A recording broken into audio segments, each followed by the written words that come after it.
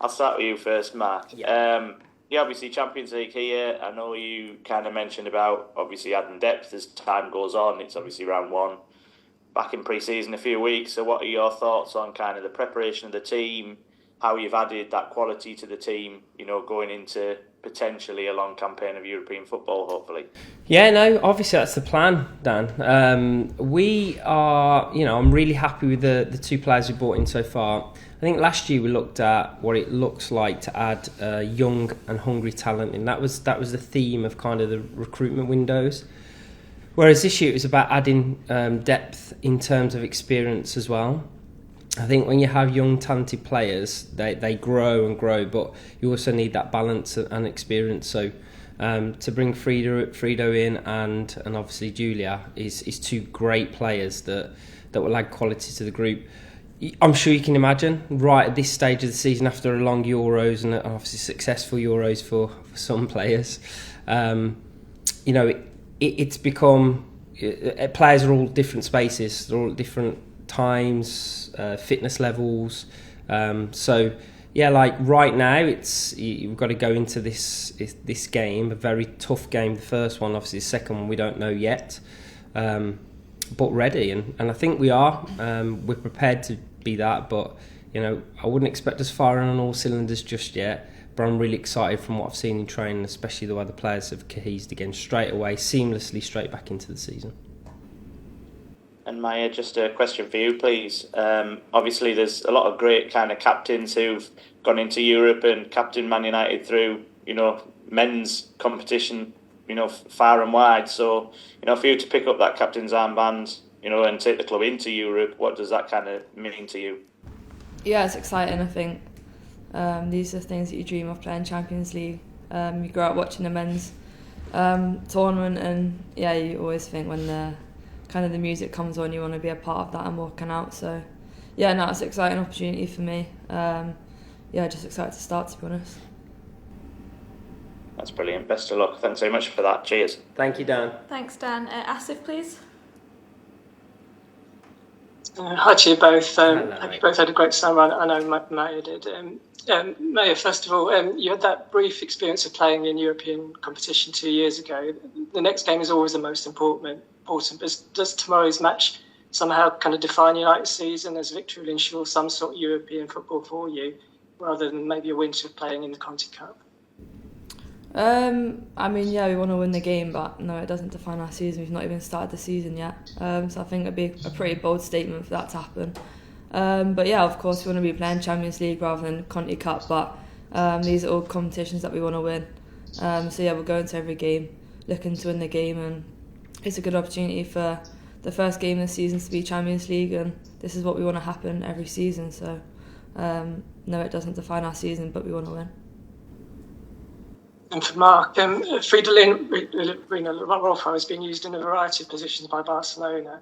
Where have you brought her to play? Do you see her primarily as an attacking or defensive player? That's a good question, Asif, and the reality you see her in the attacking part. We have fantastic defenders, especially on the left-hand side, and good depth there. So for us, Frida's been brought in. What we had over the past few seasons, because I quite like the balance of left-sided, right-sided. Leah's had to be slogged every game. And Mal does a great job when she goes out there, but it's slightly different variation for us. So we can use that, but actually Frido's just to come out on the left-hand side and use that attacking prowess.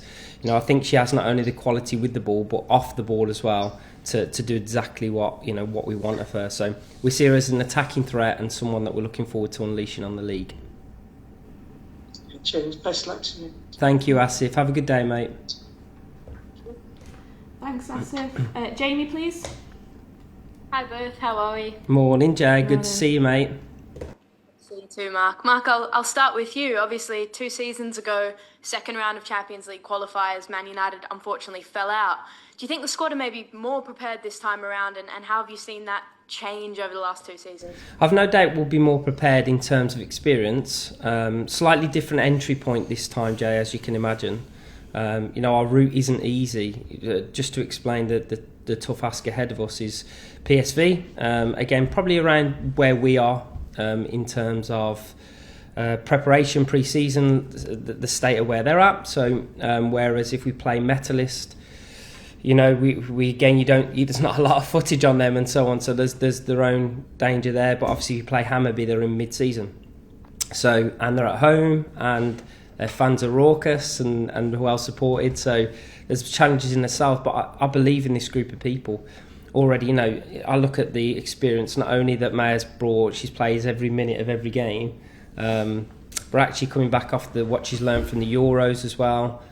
Just big stadiums, that it calms you in the moment. I talk about that experience calming you to select the right moment. So I think we're in a really good space. Tough chance to go through, but something we relish and something we know we can achieve. Nice. And Maya, I just want to ask what you've learnt about yourself over the last 18 months since getting the armband. Obviously, Marc mentioned just then you play every minute of every game, essentially. And just as a young leader for a big club like Manchester United, how do you think you've grown over the last 18 months? Yeah, I think it's been massive. Obviously, I was at the club when we played Champions League last time. So I feel like I've got a lot of experience now, as you said, playing most games. So yeah, that's what I want to do. I want to be consistent and play every game, no matter what the game is. So yeah, I think it's been, I've learnt a lot definitely, especially after getting the armband. It's been a really good opportunity for me and it's been tough at times as well, but I think I've really enjoyed and kind of relished having the opportunity, and that's where we want to be. I want to be, playing in these big games, leading the team out, and I've definitely learnt a lot about myself, and I'm sure there'll be many more things as well. Thanks both, good luck. Thank you, mate. Thank you. Tom, please. Good morning, both. Nice to see you.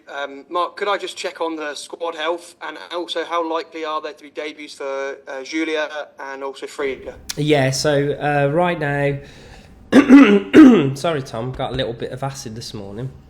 There we go, that's better. Now we're in. So we've got a few players that are just not quite up to speed. We are looking at Frida's probably going to miss probably 2 or 3 weeks yet, Tom. She had a little niggle going into the Euros. Obviously, she forced that through to play. But we want to make sure she's right so she hits the ground running for the whole of the season. So we're just putting her in a good space. We've done that with many players that come from overseas to make sure they're ready for the WSL. Rach Williams is out currently injured. And he's probably about 2 or 3 weeks away. Leah currently is a little niggle, so again probably 2 or 3 weeks away. Grace, we're going to monitor and see how she is. She's just coming off the back of the Euros. She has again just a little niggle that we're managing, but apart from that, everybody else is healthy, fit, and ready to go. So yeah. Pretty good considering we're probably only 3 or 4 weeks into pre-season, only 2 with all the returning players. Thanks. And Marc, the BBC have linked you with the Germany forward Giovanna Hoffmann. What's your understanding of that, Marc? Is a deal possible? I think we've spoken about this through other medias, but basically we're looking at a forward role, Tom. We need to bring a forward in, I think, in this window. Potentially 2. I'm probably looking for 2 players in this window. Still, while we've got time left, Giovanna was one of those players that we looked at. I don't think right now the valuation we're meeting in the middle. So right now that doesn't look like something that can happen. But again, I must stress we're looking in those forward areas, so we have an array of options and people we're looking at. Thank you both, and good luck tomorrow. Cheers. Thank you, Tom. Thanks, Tom. Kit, please. Hi both. Nice Good to see morning, you. mate. Good to see you. Morning. Hi, Marc. At the end of last season, you said that going into this summer, the club needs to recruit at the highest level with the increased demands of the Champions League. Appreciate there's still a week of the window to go, but going into the first game of the season, the European campaign, do you think you have done that this summer? I think we've done 2 good bits of work here. Absolutely. I think we still need more, if I'm being honest. I think we're still probably 2 players away from having the depth that I want. You don't always get what you want, of course, in football. But the reality for me is that I think we still need to add a couple of kind of experienced players in that have this level of understanding so that we're ready. Because should we qualify, through the hard tasks that we've got, we then have to maintain 2 high-level games per week. And so, I think we still need a couple of players in, and that's something we're working hard behind the scenes to do.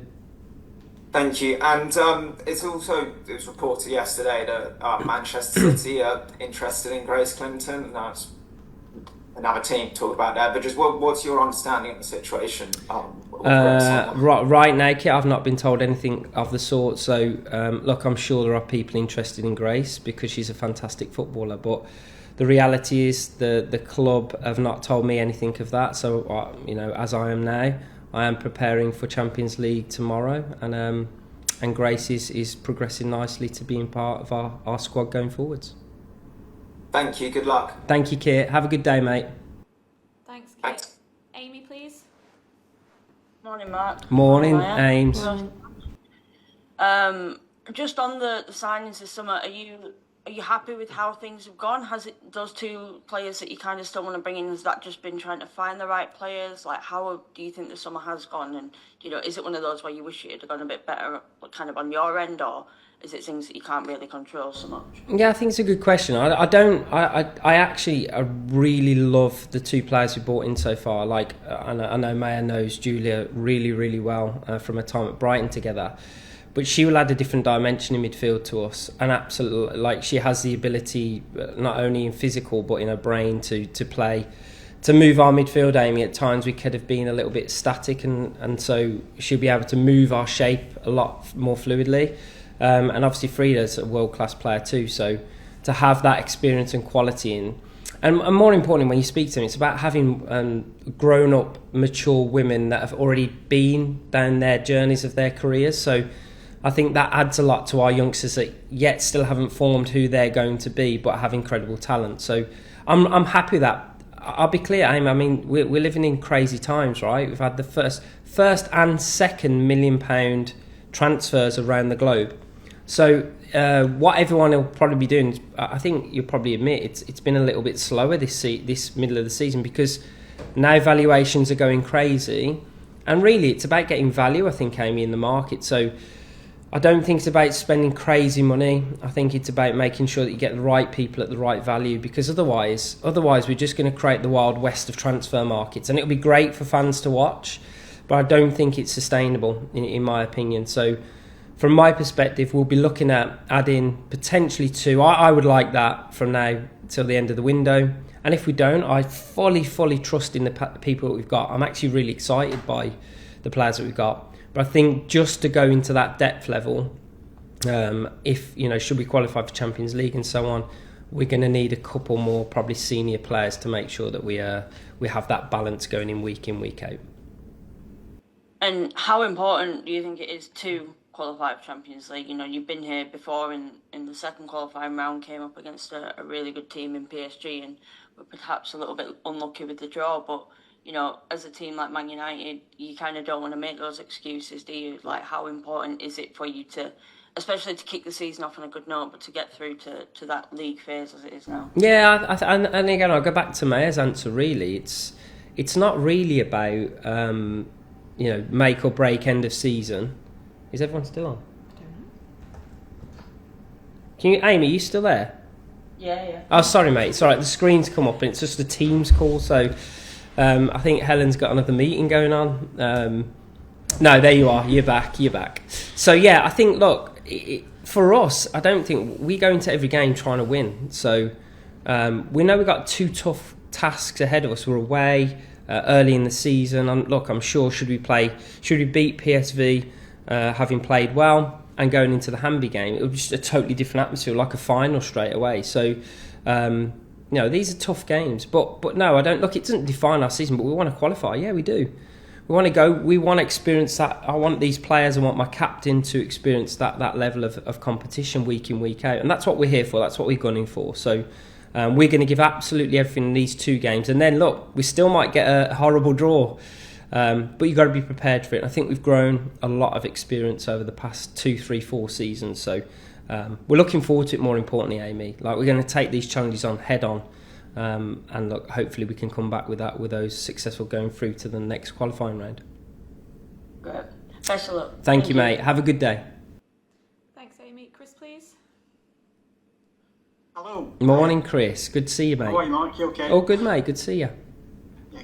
Just want to start with Maya, really, because with all the games you've played, Maya, in the last few years, it's basically been non-stop at club level for like 5 years. So obviously WSL isn't a huge amount of games, but there's other competition. So how have you sort of felt being in that constant flow of games, really, recovering? Has that ever been a lot to handle as a younger player? And maybe Mark can come in on this, because loading on players is like a continuously relevant topic. So have you been tempted to rest her at certain points and she's told you not to? I mean, she's just answered it for you in the same way she answered it to me, Chris. This is the girl that don't like down minutes, let alone down days.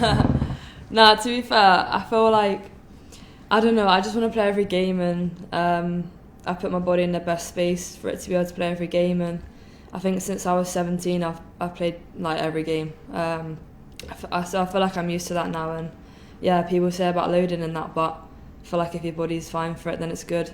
Until it starts to break down, then yeah, that's going to happen. But yeah, I want to play as much football as I can.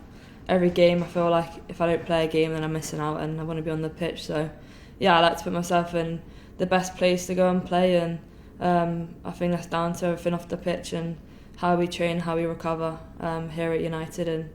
And yeah, of course, maybe when there's more games, we'll see what happens. But yeah, definitely looking to play every game I can.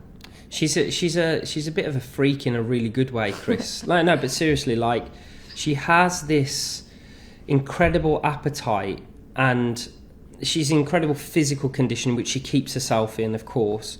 But Mary's this like mental monster. Like, she doesn't feel mental fatigue. Like, if even in games, I don't really ever see in like a 3-game week, I never really see Maya dip off at any point.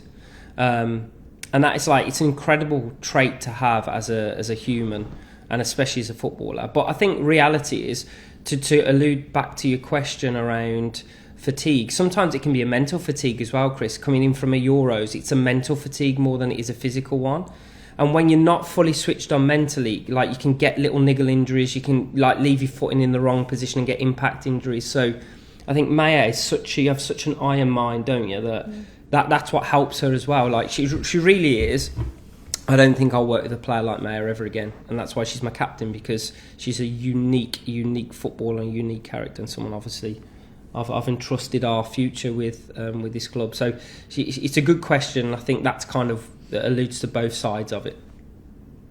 I just want to ask as well, Mark, about Kira Barry, because obviously fans have wanted to see homegrown players coming through, and we saw maybe the kind of crosses in pre-season she could give you as among other aspects. Where is she currently in your thinking, really? What are her chances as we stand right now? Honestly, if you look at, there was the game against Liverpool where she delivered 2 incredible crosses. I think, look, Chris, it's just reality.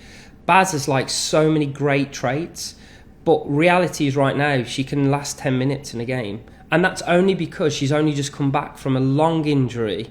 Like, as much as we want to see our players in there, we know when the right time is. Like, we have, if you look every day, there's 4 or 5 academy graduates that train with us every single day. And we know when they're ready to do so. So Baz has probably got about 15 minutes in her right now at like max intensity, because she can do the stuff with the ball, but she's learning the stuff off the ball. She's missed a lot of football, and it's about balance with her. She has great opportunity, and we're really excited by what she can do, but there's still a journey to go yet, Chris. So again, as much as I know our fans want to see that, so do we, but there's a balance point. She's just absorbing a lot of more information that she's not been able to as well. So great kind of talent, but has to be managed effectively, otherwise she'll break down, and that's what we don't want. Can I just squeeze this last one in, because this is something we're working on? Thoughts on keepers now having 8 seconds to release the ball? Any thoughts on that, both of you? I mean, there's a couple of things. We had one against... firstly, that rule is... I saw one yesterday, Liverpool game. There was blocking the keeper, so then it's 8 seconds from that when the impedance stops. So, it's different. What I'd like to see, is that going to be enforced? That's the thing. It's like, it's enforcement of the rule. If the rule's there, that's fine. You all have to adhere to the rule. But if it's not enforced, and that's the mix that we probably get in WSL, where some do, some don't, some are influenced by crowds, some aren't.